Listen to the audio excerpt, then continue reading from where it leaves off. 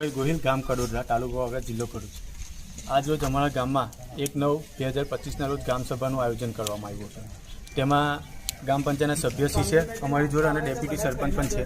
Deputy સરપંચ અને સભ્યોને કોઈને સરપંચ તલાટી દ્વારા લેખિતમાં કે મૌખિકમાં જાણ કરેલ નથી, એવું એમનું આજનું ગામ સભામાં કહેવું છે।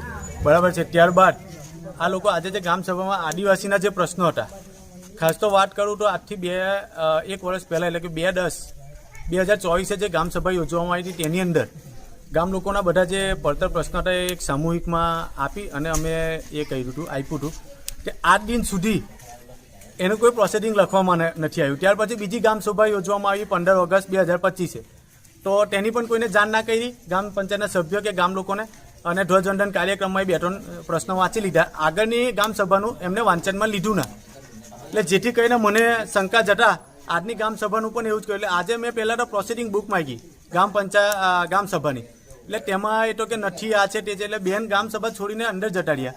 તો અમારી પાસે નવી બુક હતી એ 15 ઓગસ્ટે જે ગામ સભા એમાં પણ કંઈ જ લખેલું નથી, ખાલી માત્ર સહીઓ કરેલી છે, બરાબર। એટલે અમે કીધું કે જૂની બુક બતાવો બેન, એટલે જૂની બુક બતાવવામાં આવી, તેની અંદર એક નવો ચોપડો હતો, તેમાં ખાલી એક જ ગામ સભા 2 ઓક્ટોબર ગાંધી જયંતિના દિવસે જે ગામ સભા યોજી એનું કોઈ જ પ્રોસિડિંગ લખવામાં નથી આવ્યું, 1 વર્ષ થવા આવ્યું।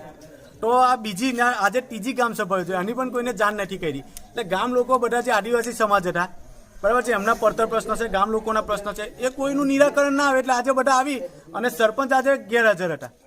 એટલે સરપંચને પણ ટેલિફોનિક મેં જાણ કરી કે આ તમે જે મૂક્યું છે PA2 એટલે ગામ સભાનું શું છે, તેમને કીધું હતું કે મને કંઈ ખબર નથી, તમે તલાટીને જાણ કરો।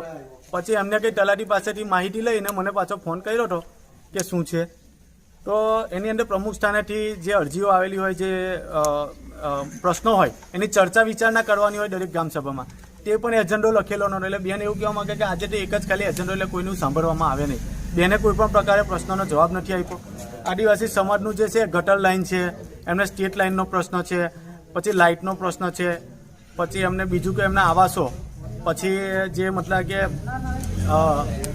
આરોગ્ય ક્ષેત્રે તો બીજું ઘણા બધા એમના પ્રશ્નો હતા, આરોગ્યને લગતા હતા, એ બધા એમની કોઈ રજૂઆત સાંભળવા રાજી નથી બેન। પણ ખાસ કરીને શૌચાલય, આજે શૌચાલયની એ લોકોએ માંગ કરી છે કે અમારા વિસ્તારની અંદર શૌચાલય નથી, અને ગામ પંચાયતના સભ્યો અને સરપંચને આજે તે લોકોએ આક્રોશ ઠાલવ્યો છે કે ગામ પર રહેવું નથી, ગામમાં જોવા આવવું નથી, બરાબર છે। સરપંચ 60 કિલોમીટર દૂર રહેશે, અહીંયા ગામ પર આવતા નથી, કંઈ હોય તો કોઈ તલાટીને પ્રશ્ન કરે અને સરપંચ વાલા દવલાની નીતિ અજમાવે। એટલે કોઈ તેમને શું કે એમના જે સમર્થકો છે એમને વિકાસના કામો આપવાના, બીજાને નહીં આપવાના। પંચાયતના બીજા 3 અન્ય સભ્ય છે, એમને એવું કીધું કે અમારી બહુમતી છે, અમે ગમે તે કરી શકીએ। એટલે શું પંચાયતને 100 ભંડોળ